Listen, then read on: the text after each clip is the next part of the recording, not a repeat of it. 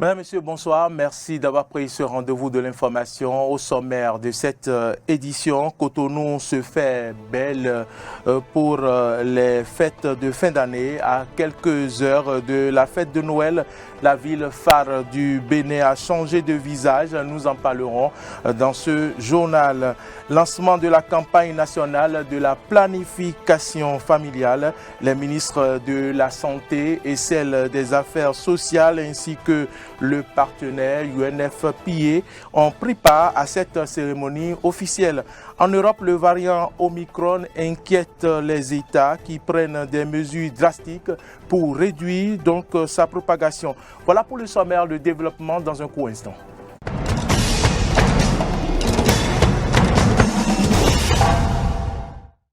Merci de choisir Eden TV pour vous informer. Joyeux Noël à toutes et à tous.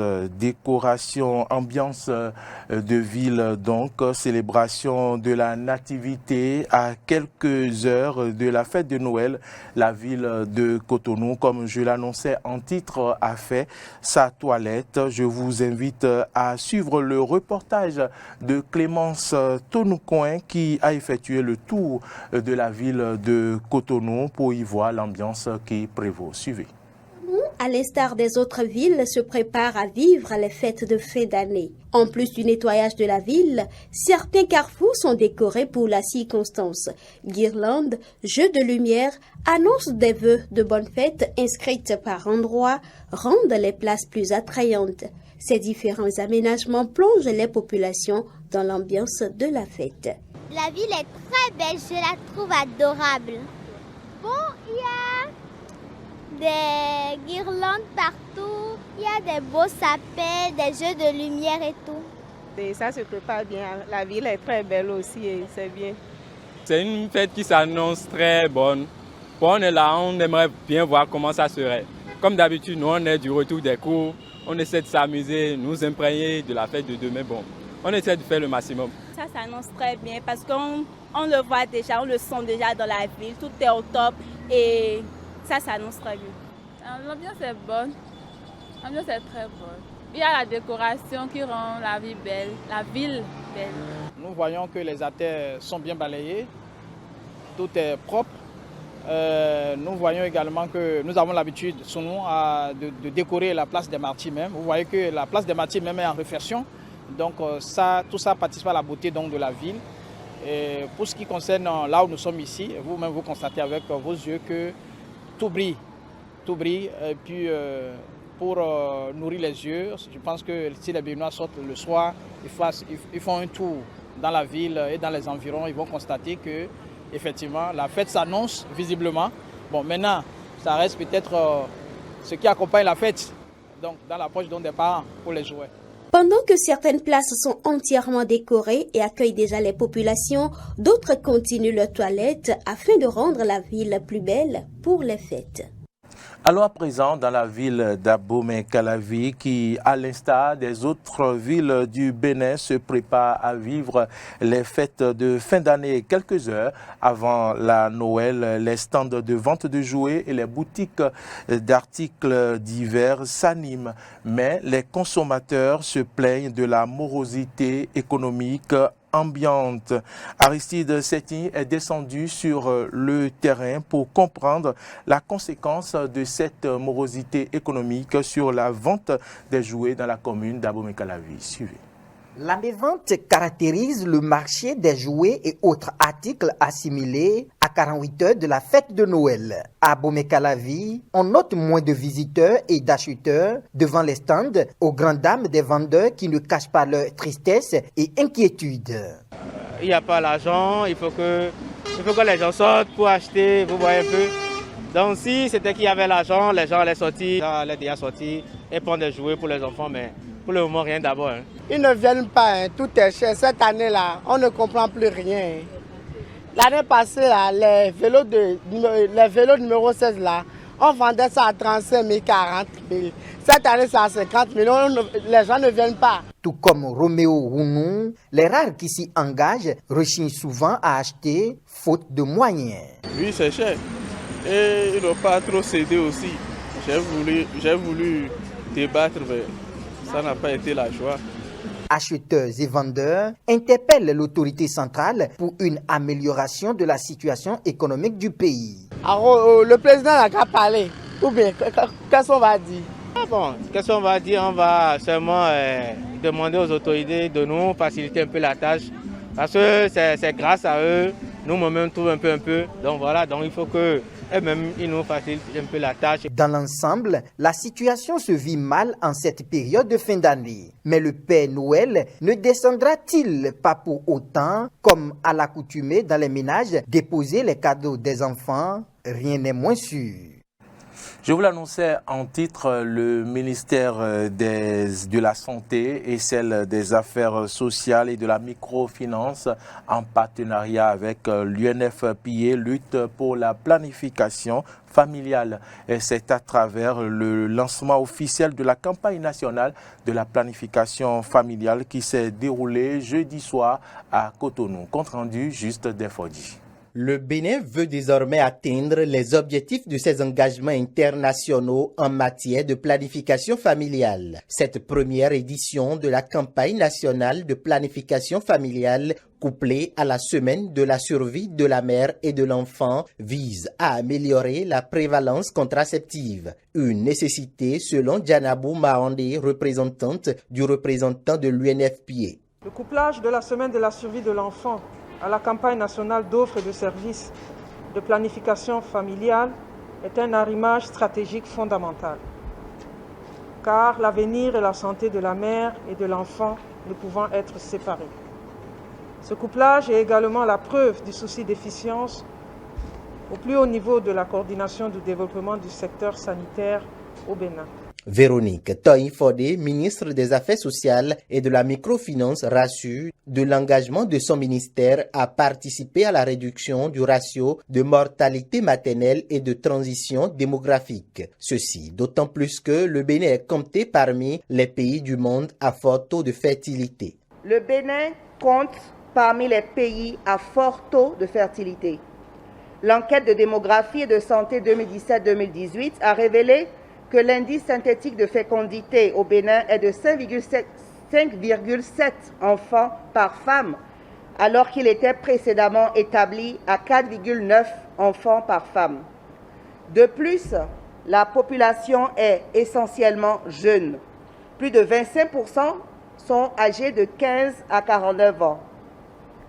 On peut dire que c'est une grâce, mais à condition de pouvoir en assumer les charges y afférentes.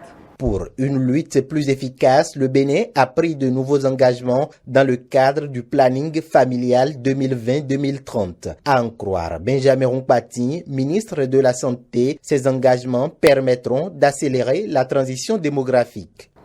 C'est rendre totalement gratuite la planification familiale pour toutes les cibles. Deuxième engagement qui est également fort, pour concrétiser et assurer de façon sécurisée. Le premier, c'est d'augmenter le budget qui est alloué pour l'acquisition des produits contraceptifs de 10% chaque année, permettant ainsi de porter ce montant à 403 millions en 2026. Troisième engagement fort, d'augmenter la méthode contraceptive, le taux de prévalence contraceptive, à 20% d'ici 2030, avec une attention particulière, encore une fois, pour les cibles des adolescents, ces jeunes.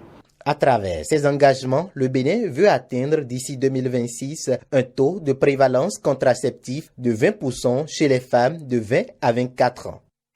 Au volet domanial, les efforts de lutte du gouvernement se poursuivent et pour preuve la réalisation du cadastre national. Les travaux de cette opération pour le compte de la commune d'Abomey-Calavi ont démarré dans l'arrondissement de Ouedo. Le point avec Dorcas Arwangan.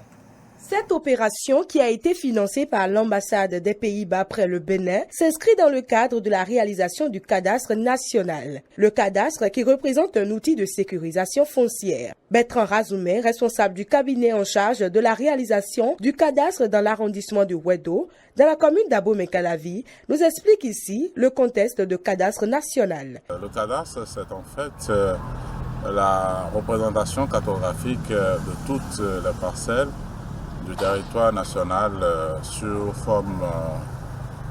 ceux qui sont sur le territoire national. Et donc, c'est un système unifié qui permet de pouvoir enregistrer toutes les données sociales et les données foncières qu'on pourrait utiliser pour des buts multiples.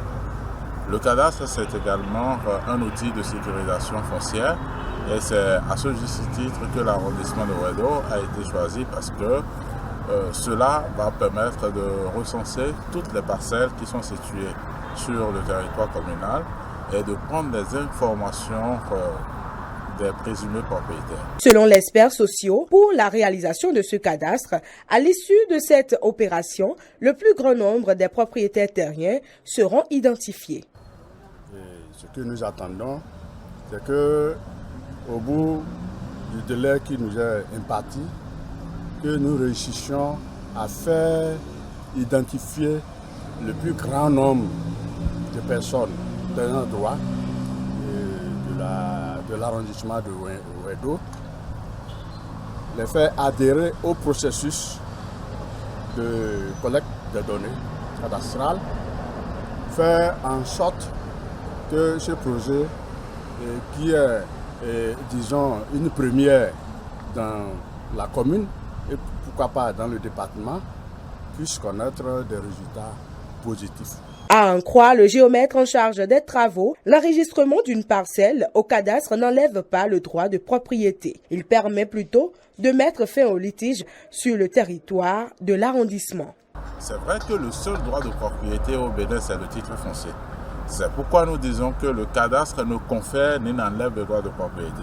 Mais lorsque nous regardons le processus d'enregistrement au cadastre, nous pouvons dire, sans pouvoir nous tromper, que le cadastre est un outil de sécurisation foncière, simplement parce que pour vous enregistrer au cadastre, on vous demande de vous présenter avec, par exemple, votre limitrophe pour qu'il puisse constituer le témoin.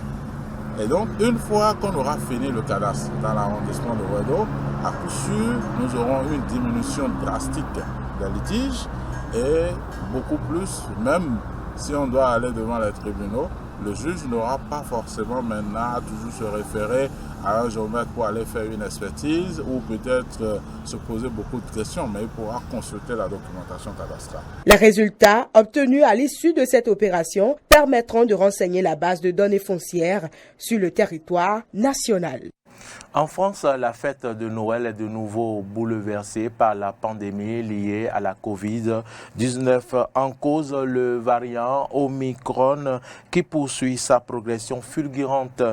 Plus contagieux, il pourrait contaminer jusqu'à 100 000 personnes d'ici quelques jours. C'est l'alerte donc lancée hier par le ministre de la Santé, Olivier Véran, qui a annoncé que les règles d'isolement seront donc amenées à évoluer pour éviter la désorganisation de la société qu'anticipe le Conseil des ministres. Les précisions avec nos confrères de RT France. La prudence sur les réseaux sociaux, des vœux bien particuliers de la part d'Emmanuel Macron à la veille du réveillon de Noël. Cette année, une fois encore, à cause du virus, je vous demanderai d'avoir beaucoup de vigilance pendant ces fêtes. C'est, même si vous êtes vacciné, de vous tester vous-même ou d'aller vous faire tester pour être sûr que vous n'êtes pas porteur du virus avant de retrouver vos proches, en particulier quand ils sont plus âgés. Un message que les Français n'ont pas attendu pour se faire tester. Cette semaine détient le record du nombre de dépistages avec plus de 6,2 millions de prélèvements réalisés. À Nantes, dans un centre de dépistage éphémère, les habitants se font tester pour ne prendre aucun risque pour les fêtes. J'avais un rendez-vous chez le médecin, j'avais quelques symptômes légers, mais du coup, elle a préféré que je me fasse tester. Et c'était aussi pour prévoir au niveau des fêtes. Le papa est positif. D'accord. Voilà, donc on est isolés pendant les fêtes et puis là on fait tester chacun notre tour pour au bout de 7 jours savoir si on est positif ou pas. Nous aussi. La propagation du virus pourrait atteindre plusieurs centaines de milliers de cas par jour en janvier selon le conseil scientifique, et pourrait se traduire par une désorganisation de nos services essentiels. L'instance s'inquiète également des éventuelles répercussions dans les services accueillant du public. Il faut s'attendre à une désorganisation possible d'un certain nombre de services essentiels en janvier à cause de l'absentéisme et des arrêts de travail dus au très grand nombre de contaminations à Omicron. Du côté de l'exécutif, le ministre de la Santé Olivier Véran a demandé au conseil scientifique d'étudier la possibilité d'une réduction du temps d'isolement de 10 à 7 jours pour les personnes touchées par le Covid-19 et de 17 à 10 jours pour une personne vaccinée et cas contact. Gérald Darmanin, quant à lui, a demandé ce jeudi aux préfets et élus de renoncer aux cérémonies du Nouvel An. Par souci de cohérence et d'exemplarité, et afin de nous prémunir collectivement contre l'apparition de clusters qui auraient pour effet d'accélérer la propagation du virus, nous vous demandons de ne pas organiser les traditionnelles cérémonies de vœux. Des recommandations, mais pas de durcissement des mesures. Le gouvernement continue de miser sur sa stratégie vaccinale. Un conseil des ministres se réunira exceptionnellement le lundi 27 décembre pour notamment présenter le projet de loi visant à transformer le pass sanitaire en pass vaccinal dès la mi-janvier. Allons au Royaume-Uni où le variant Omicron bat son plein et donc dans son traditionnel message de Noël, le Premier ministre britannique exhorte sa population à se faire vacciner. Boris Johnson n'a pas oublié de prévenir qu'il n'hésiterait pas à introduire des restrictions plus drastiques et si la situation venait à s'aggraver. Suivez. De cette pandémie, je ne peux pas dire que nous en sommes sortis. Comment le pourrais-je? Quand Omicron déferle, quand nous sommes tous au courant, nous devons ensemble essayer d'arrêter la propagation de ce nouveau variant. Nous devons nous tester et redoubler de prudence lorsque nous rencontrons des personnes âgées ou des personnes vulnérables. Nous savons que les choses restent difficiles. Il y a encore une chose merveilleuse que vous pouvez offrir à votre famille et à tout le pays, et c'est de recevoir le vaccin. Qu'il s'agisse de votre premier ou de votre deuxième ou de votre rappel, afin que les festivités de l'année prochaine soient encore meilleures que celles de cette année.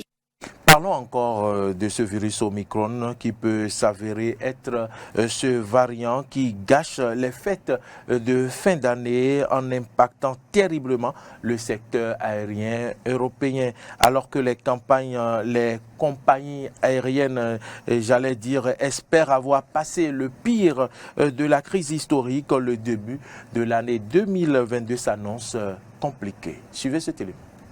Aérien européen face aux restrictions imposées par les pays et la propagation du variant Omicron, certaines compagnies sont obligées d'agir. À l'image de Lufthansa, la compagnie allemande a décidé d'annuler 33 000 vols, soit 10% de son programme hivernal.